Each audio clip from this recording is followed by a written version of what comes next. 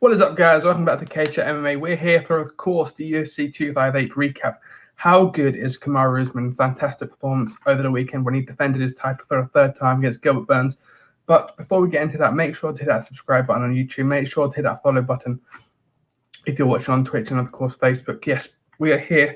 Kamaru Usman, the Nigerian Nightmare, done it once again on Saturday night. He put on a superb performance to keep a hold of the throne at the welterweight division. And, you know, it looked a bit shaky in there at the start, didn't it? Obviously, Gilbert Burns rocked him. I'm thinking, oh dear, maybe the challenger here, Gilbert Burns, is going to cause somewhat of an upset. Albeit, stylistically, it wouldn't have been an upset. I think on the betting odds, it would have been an upset, and class was an upset in that sense. But, Kamaru Usman, he's got some chill on him. Probably should have seen that and expected that from both the Masvidal and Covington fights, where, Covington rocked him a couple of times, gave him his best shots. But Usman just ate him and eventually worn him down, grinded him out, and, made it a dominant and quite gritty performance there. And he did the same on Saturday night, albeit in a shorter time. Obviously, he only took, 2 rounds and 30 seconds of the third round. And he lost the first round as well. Let's not forget that it was 10-9 to Burns going into the second. But as we've seen Gilbert Burns say, he did get overexcited. He referenced Cody Garbrandt against TJ Dillashaw. Once we saw him get rocked, he almost went into the kill too soon rather than staying disciplined, staying calm, as we see Kamaru Usman does. Even in adversity, he stayed calm. We see the likes of Adesanya do that. Max Holloway's done that on many occasions. Khabib's always calm, collected inside the octagon. And I think that's where the caliber of the greats comes in. They stay calm in those times where, you could be forgiven for being a bit erratic, a bit too excited. And you see that with, with a Donald Cerrone, Yoel Romero, Gilbert Burns now. You could see just when it matters, they lose their edge a little bit more. And, Gilbert Burns, said he's going to come back from that. He said that he had the same sort of feeling against Dan Hooker. And it's something that he's going to come back from, I'm sure. And, being in your first title shot in your professional career, it's going to do that to you, especially when there was so much sort of, not bad blood, but so much competitive edge and respect with these two both being former campmates and former teammates and training partners. These two are going to have some sort of grit there where, you see them going back and forth pre-fight. It wasn't exactly, Covington wanted to get into the mind of Usman and almost break him, and there was so much adversity. It was like chalk and cheese, whereas these two were almost cut from the same cloth. They knew and know so much about each other that, you saw it when Burns said, pay for the school and tuition fees for Kamaru Usman's daughter. He wasn't trying to take food off his plate. It was more, he just wanted to be champion. And I thought, Burns in that post-fight press conference at least showed himself very well, very classy. Both of them did. But you saw Burns' heart there. And, he just wanted to be champion. It's almost like a little brother losing to a big brother going, I just wanted what he had. But again, Kamaru Usman is a fantastic champion. And he's closing in. Obviously, he surpassed the record of GSP for most consecutive wins for an active fighter at welterweight. He is now on 13. And he looked phenomenally. He did it phenomenally. But, these questions about, is he better than GSP? Does he beat a prime GSP? Again, it's hard to decipher between which eras are better, how he can have two prime fighters fighting one another. It does make it difficult because obviously the game has evolved. Fighters are now a lot more well-rounded, a lot more, the endurance of fighters is much more significant. The low calf kicks that come in over the past 12, 18 months, those are a lot more significant. GSP is one of the greatest of all time, if not the greatest of all time. He's in my Mount Rushmore. He's in my top 3. I'd put Jones and Anderson Silva beside that, and I put GSP, at the top just because, at least as far as we know, he's always done it cleanly. But for me, Kamaru Usman, I think he's just leveled, if not overtaken, Tyron Woodley in the debate for greatest welterweights of all time. But he's certainly close. 1-2 more defensive. If he hits that 5-6 title defense, he's certainly in the conversation. But obviously, as we know, GSP had such a hold on that division that it's going to take 7, 8 title defenses before we're thinking about him as the greatest welterweight of all time. But again, if he keeps putting on performances like he did Saturday night, he's going to quickly become very much the first name that everyone thinks of when we talk about welterweights in the UFC. Now, for Gilbert Burns, he will bounce back from this. We know, from what he said, the caliber of person he is and the caliber of fighter he is in that comfortably top 5, the welterweight division. He deserves to be there on merit. I'd book him against Wonderboy. I know many people want to see Usman versus Wonderboy just because Wonderboy's the only guy in the top 5 that's not beat Usman yet or not faced Usman even.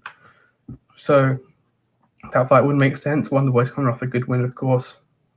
But again, I think Wonderboy needs at least a number 1 contender, whether that would have been a Leon Edwards, a Colby Compton, or a Gilbert Burns. And I think those two, square off perfectly. Obviously, we've got Leon Edwards now, probably booked up against Colby Compton. And of course, let's not forget Kamaru Usman called out Jorge Masvidal. That's probably those two booked now. I don't think Jorge Masvidal deserves a title shot. I think, if you look at the top 5, it goes Leon Edwards, Wonderboy could come off the back of the win, then Colby Compton.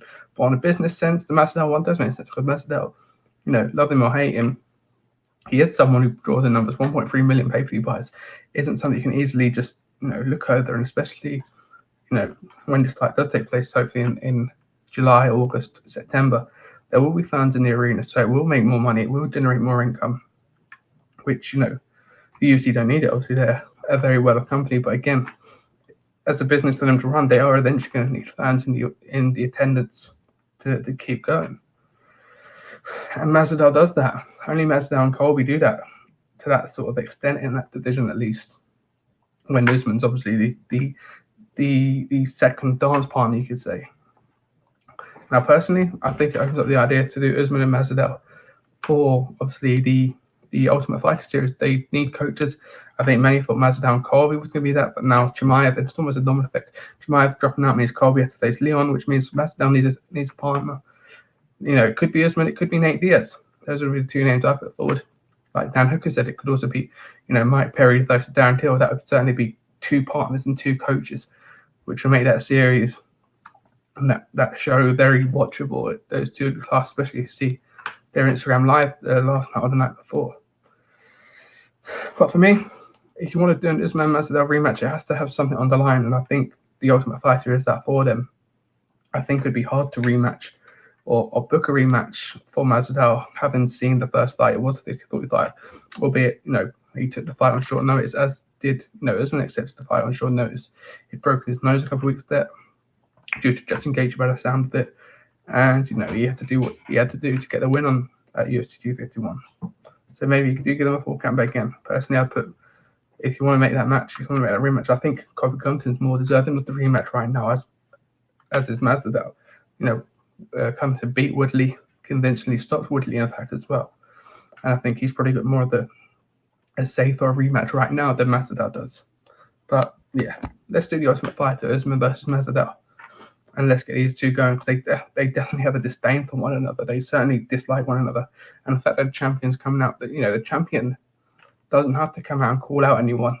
And to call out Masvidal, someone who's beat so convincingly, someone who's not fought since that fight, albeit it's only 8 months ago now. It's a tough one, but I think he's given Masvidal a silver platter there. I think Ariel Wani was mentioning it earlier. He's given him a lifeline, and he's given him a main event spot, because Usman is a main event worthy contender now. It's not like you can put him on a co-main for a title bout. And he's becoming a superstar now, the first Nigerian champion, of course. He's gonna certainly be on a UFC Africa within the next year, 2 years at most, alongside Adesanya, alongside maybe Ngannou should he win the title next month at UFC 260. We're getting into that ballpark now. You've got Sadiq Youssef, of course. It's time to have one in that continent, in that region now, opening up that market. Obviously, you got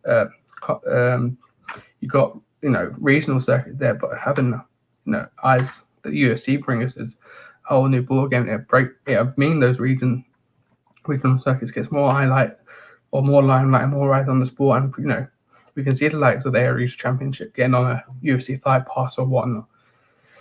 It'd be huge for the sport. Obviously, it is a global sport again, but we are missing that one continent at the moment. Obviously, you see Australasia bringing in the likes of Dan Hooker, Adesanya, Robert Whittaker, Alex Volkanovski. You've got China bringing in Weili Zhang, and a whole host of competitors. Europe's obviously huge, but still growing, especially with Central Europe and Eastern Europe. And you've got EFC, you've got a number of brands. CageChat is doing fantastic work. Obviously, and you got the UFC, you got LFA over in America and whatnot. But it is time to see a UFC Africa now. And I think it's only a matter of time before we see a PI in Africa as well. But yes, Kamaru Usman put on a fantastic display. And looking at the results, of course, 93 strikes and just over, 11 minutes work, you could say. 55 strikes over Burns. A lot of them was in that first round, but it seemed like he had that adrenaline dump, or he got hurt off that jab at Usman a lot, so he did slow down on those second and third rounds, and he did try 0 for 3 takedowns.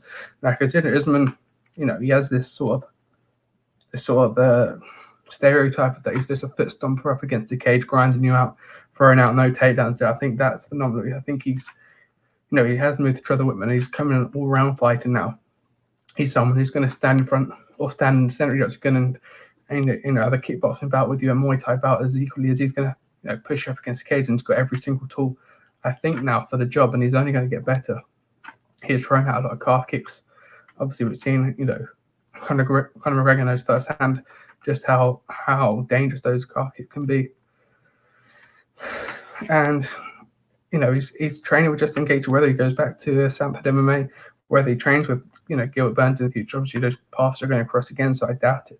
But he's got that capability and opportunity to walk into that gym still and still get, tutelage over there as well. But I think him and Trevor Whitman and Justin Gaethje, I think those two could very much be the champions of their respective divisions within 12 months. Usman will be years, but I think Gaethje can learn a lot from Usman. They both have similar qualities, both fantastic wrestlers, both come, do a lot of their talking inside the cage, both bring a mental toughness that you don't see too much. I think Usman's phenomenal with that. He doesn't call out, he called out Mazda, but he's not someone who's going on social media, trash talking on there. He does it mainly to sell the fight, and then he lets his talking be done inside the cage, and my God, he did it phenomenally well. And especially with those 8K cameras as well that the UFC are now using, bringing them in from NFL, NBA, crisp footage, and it's nice to see the UFC pushing boundaries in the production side as well as the fighting game as well. Now that moves us on nicely to, of course, the co-main event, which was the return of Maycee Barber, the future of being almost promoted up to get a victory here against, someone who's making a name in that division, Alexa Grasso. And Alexa Grasso came in and, she put the job on Maycee Barber, didn't she? She looked phenomenal. Her striking, as we know, is strong, but she showed up a different entire game in terms of her jiu-jitsu, her wrestling, her grappling. She showed a chin as tough as hell as well. She took some heavy strikes off Maycee Barber, but Alexa Grasso did a little bit too much, and of course she did win, 30-27? 29-28, so she did lose that third round to Maycee Barber because Maycee Barber was just applying the pressure, but Alexa Grasso just got the job done too quickly in those first 2 rounds. And, she's rightfully inside the top 10 when the rankings come out tomorrow morning or tomorrow afternoon, UK time at least. And, I'd book her up against a Jessica Rai, maybe a Roxanne Modafferi, see how good her jiu-jitsu is, maybe. Because we know, if Grasso and Modafferi was made, with all due respect to Modafferi, we know Grasso's got the significant edge in striking. It'd be interesting to see. And, watch, again, reference in the post-fight press conference, seeing her how she's thinning out at 125. She's no longer got to cut an extra 10 pounds. She can stay at home at 125. She's going to be comfortable in that division. She weighs the same, outside of the competition as she does going down to strawweight. So she's got a lot, she's got 10 pound extra to build muscle on rather than having to cut down to 115. And I think that's a good decision for her. I think she could be a problem in this division as well. For Maycee Barber, again, it's not the end of the world for her. She is, she suffered a defeat to Roxanne Modafferi, which, is their game. She tore her ACL, had to take a year out, but, she didn't look bad on Saturday night. It's not like she's only 22. She's got a lot of learning to do in the game. And again, she will be back 8-2 now, which, it's unfortunate. She's going to drop down a couple of places. Who she faced next, I'm not entirely too sure. But let's have a quick look, of course, at the results, of course, and the statistics. 50 strikes there landed by Maycee Barber, 95 from Alexa Grasso. She had an amazing output of 38 of them significant, 40 of them significant for Barber. A lot of those would have been in that third round, though, because she did connect with Alexa Grasso in that third round, a lot of overhand rights. While Alexa Grasso she rocked her in that second round. Then she was a beautiful left hook. But again, a lot of the work was done in those first 2 rounds. Alexa did a 3 out of 5 takedowns from Barber as well. But looking at the rankings, do you put up against Tyler Santos, Alexis Davis, Andrea Lee, maybe Antonina Shevchenko? There's some good names in that latter half of the top 15. And for me, I would like to see Alexa Grasso up against a Modafferi or Jessica. The thing around you, obviously, Calder was coming off a win against Jessica, so she'd be looking up the division rather than who's behind her. But again, Alexa Grasso making sure and letting the world know that she is, in fact, at home at 125 and deserves to be, looked at as a contender and a future contender in that division too. And that leads us to Kelvin Gastelum. We've got back in the win column, of course, against Ian Heinisch. He looked superb. He looked, I was mentioning, reference him again to Cody Garbrandt. Once you get on that 3-fight loss streak, you're on a slippery slope and it can go one of 2 ways. But he showed his mental capabilities is back. He showed that he's a lot stronger mentally because I think, Kelvin Gastelum, he's someone who has to be, he's probably more of the confidence fighter. You see that finish against Michael Bisping, the confidence growth there, then went and beat Jack Ray by a split decision. But I do think Adesanya broke his spirit a little bit. It was such a close fight until that 5th round where Adesanya took over. And, only 2 years ago, 2 years on the 9th? So 2 years and a week ago, he was fighting getting ready for the fight for the world title. So I do think it's unfortunate. They did go on that slippery slope down until on Jack Hermansson, of course. That Hermansson loss would have been a bit more devastating because it was such a heel hook in the first round. It's not embarrassing, but it's a more frustrating loss. Whereas down to one is a split decision, you can go home and say, "Oh, I put in a good performance," but it just wasn't my night. But it was certainly his night on Saturday night when he put a good beating on Ian Heinisch, who's going to fall out of the rankings now probably. And again, Kelvin Gastelum to look at the results, of course, 51 strikes to 56, 38 of them significantly. Got 6 out of 14 takedowns, which I think is a personal best. I think 3 was his personal best. I don't remember what came up on the broadcast, so he's doubled that on Saturday night. 1 out of 6 for Ian Heinisch. But again, a fantastic performance that earned him a good decision win. Got him back in the win column. 30-27 and 2 29-28 on the scorecards. And for me, I'm looking at Jared Cannonier. I don't think Jared Cannonier's got a fight currently booked up. You could rerun that Jack Hermansson fight for sure. But again, he did defeat him by heel hook. So personally for me, if you're looking at Kelvin Gastelum, I saw a lot of people looking at Akhmedov and Edmund Shabazian, which I think would be unfair on Kelvin Gastelum. I think he does deserve to be rewarded. I think he does deserve to look up the division rather than behind him. But again, both great fights. But for me, Jared Cannonier is coming off the back of the loss to Robert Whittaker, unanimous decision loss. Everyone else in that division above him at the moment is booked up, I believe, other than, I said the champ's got his own fight at light heavyweight coming up. But you look at the middleweight division, you've got Paulo Costa facing Whittaker, you've got Teodoro facing Vettori, you've got Brunson versus Kevin Holland, and Uriah Hall versus Chris Weidman. So it does leave Jack Hermansson and Jared Cannonier. And personally, I look at Jared Cannonier, although Jack Hermansson is coming off that loss to Marlon Vettori, so maybe you reboot that fight and you try and build that narrative of it was a lucky strike, it was a lucky sort of heel hook, because Kelvin Gastelum did rush in there, and the Joker pulled out his top card, you could say, and came out there victorious, and rightfully so. But yeah, it was nice to see Kelvin Gastelum back in the win column. But Ian Heinisch, again, it wasn't a bad loss, it wasn't an embarrassing loss. It was just, Kelvin Gastelum had the better of him on the night, and that happens in the sport. It is so close. It's on the knife edge whether you win or lose sometimes. But for me, yeah, let's see Kelvin Gastelum versus Jack, and let's see if we can get Gastelum back in the top 5, the top 10. Well, he's already in the top 10, but definitely the top 5. He deserves to be there. But yes, a fantastic performance from him. And that leads us to look at the final results. Of course, we saw Kamaru Usman defeat Gilbert Burns inside 3 rounds, but only 34 seconds in that 3rd round as well. Alexa Grasso got a win, as did Kelvin Gastelum. Ricky Simone beat out Brian Kelleher by decision. That fight it went a bit under the radar pre-event. It was one that was built up a lot on social media to going back and forth trying to get this fight. but it did almost fail to live up to expectations. I did think it was going to be fight night, all due respect to them. Julian Marquez got a fantastic submission win against Makapitolo. Obviously, shoot his shot against Miley Cyrus didn't quite work out. Did it for him the other night? Poor guy. He got the win in the cage, but certainly took an L Sunday night when he woke up. I'd imagine Anthony Hernandez beat Vieira by submission, a fantastic submission. Well, I think he was plus 3,000 on the night to get a submission win against a very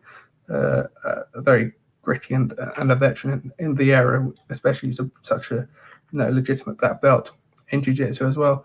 Bilal Muhammad beat Diego Lima, some heavy calf kicks in there. And I saw Bilal Muhammad, who was fantastic on social media, come out and say, his leg was a balloon after that in homage to Conor McGregor. Of course, Poliana Viana, probably with the finish of the night, a fantastic submission win against Mallory Martin by armbar, but instantly as soon as she got in there, a jiu-jitsu game was on point, and you saw 4 or 5 different submission attempts. And Mallory Martin, tough as nails to, withstand all that pressure until the final armbar that was sunk in round 1. But again, I think she won a performance of the night, and rightfully so. She deserved that as well. Chris Gutierrez beat Andre Ewell, and Gabe Green got his first win inside the UFC octagon against Philip Barreras, making his UFC debut after a very good showing on the Contender Series last year. But again, UFC 258 certainly delivered a fantastic card and topped by probably definitely one of the greatest welterweights of all time. And maybe creeping into that greatest of all time conversation is definitely, it's hard to make such a list because, again, the game has developed over so many years. You couldn't say, Royce Gracie, Ken Shamrock, who fought in the first UFCs in a tournament style, is any better or any worse than Adesanya today, John Jones, Anderson Silva, Chuck Liddell. You've got all these names that you could throw out there, especially, and it is so difficult to build a greatest of all time list. But yes, we move on, of course, now to Curtis Blades and Derek Lewis, which is coming up this weekend. I'm going to say the continuation of the heavyweight tournament in build up to see Ngannou and Stipe at the end of the month, and obviously John Jones make his debut later on in the year. But whoever wins probably this weekend probably could be John Jones' first title defense, if not Ngannou. The winner of Ngannou or Stipe will be next in line. Especially, if Derek Lewis wins, you could say he certainly deserves another crack at the title. Curtis Blades as well, but again, he lost twice to Ngannou already, so he'd probably be betting that or hoping that Stipe wins. So yes, we'll leave that, of course, to the weekend's preview. Make sure to hit that subscribe button. Make sure to follow on Facebook and on Twitch, of course. And I'll see you guys, hopefully in midweek, we might have a little debate about Kamaru Usman.